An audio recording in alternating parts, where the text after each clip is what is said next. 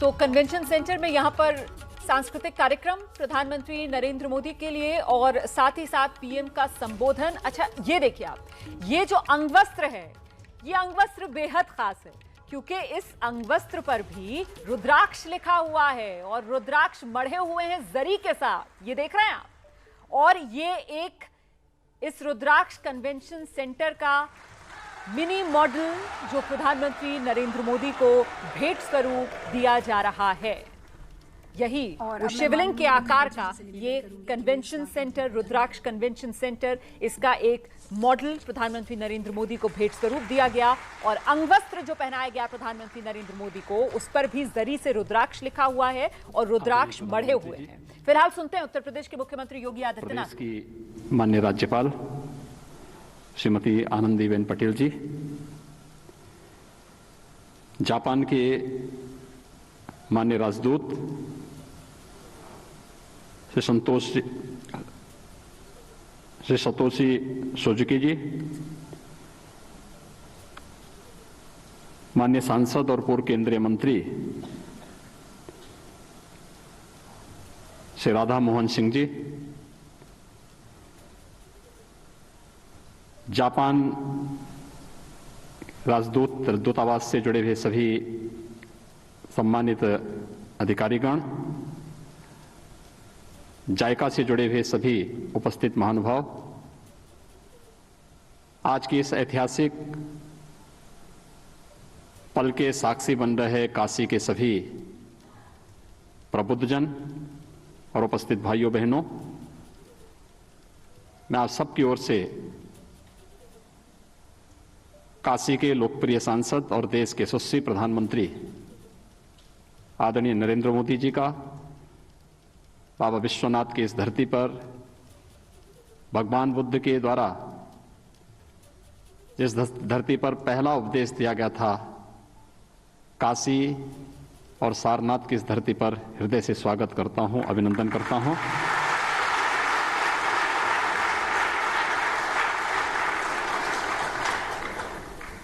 आज का दिन हम उत्तर प्रदेश वासियों के लिए और खास तौर पर काशी वासियों के लिए अत्यंत महत्वपूर्ण दिन है। हम सब जानते हैं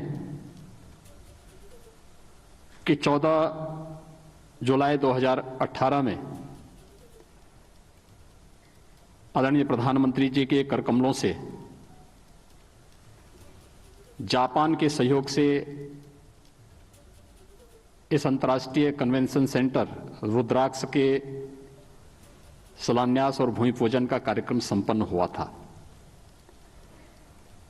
काशी धर्म, अध्यात्म, साहित्य, कला और संगीत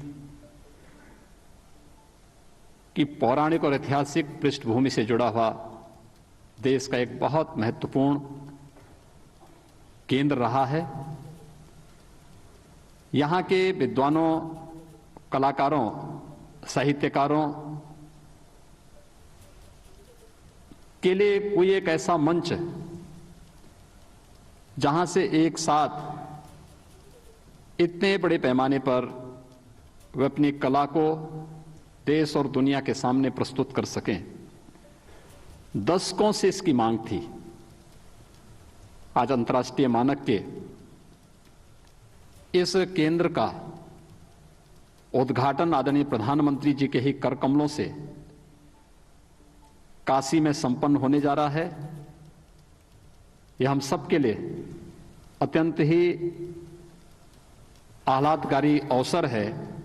मैं इस अवसर पर आदरणीय प्रधानमंत्री जी का हृदय से आभार व्यक्त करते हुए अभिनंदन करता हूं।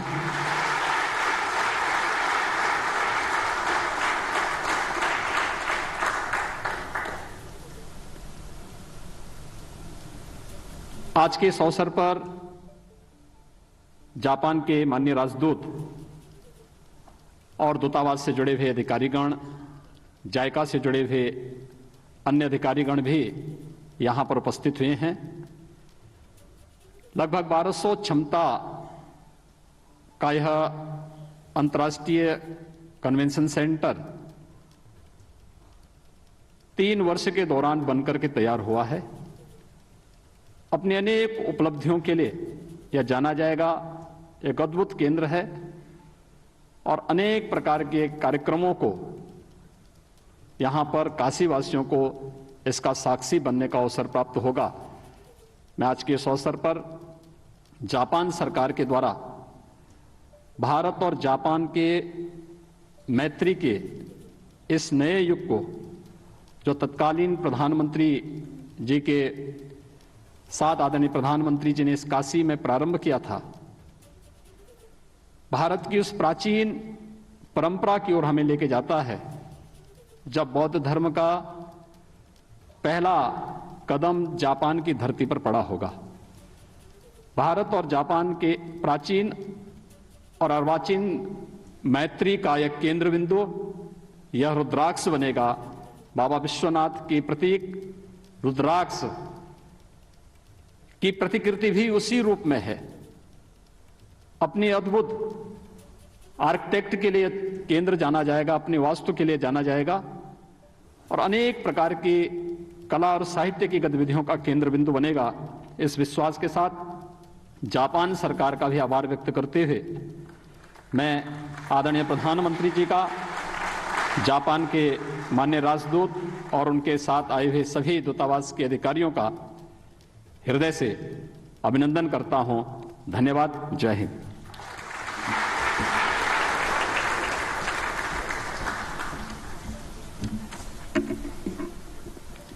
धन्यवाद मुख्यमंत्री जी। और आइए अब हम सब एक फिल्म देखें जो रुद्राक्ष अंतर्राष्ट्रीय कन्वेंशन सेंटर की खूबियों से हमारा परिचय कराएगी।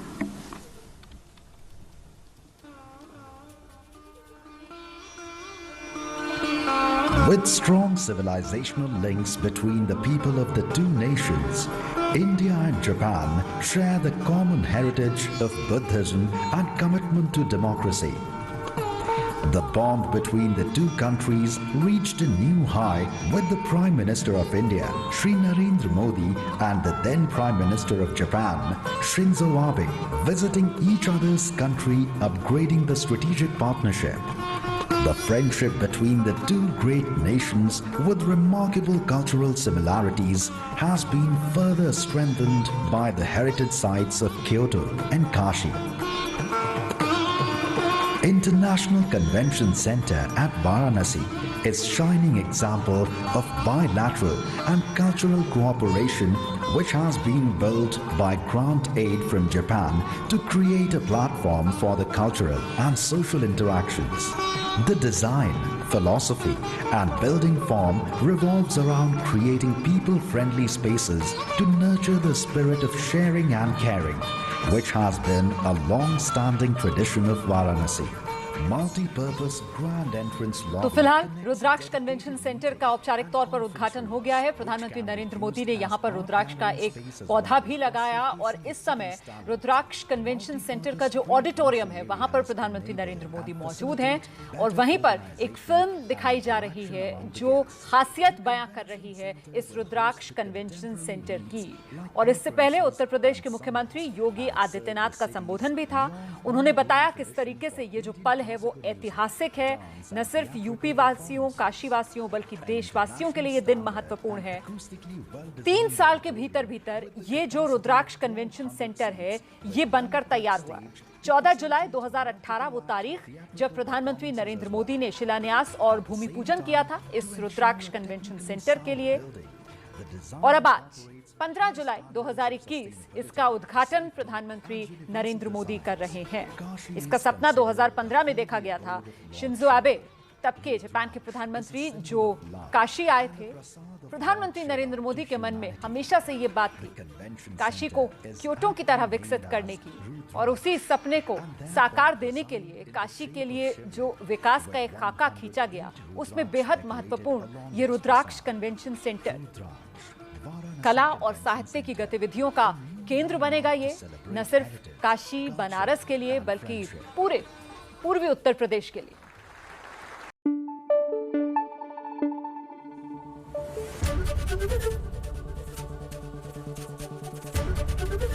एबीपी न्यूज आपको रखे आगे।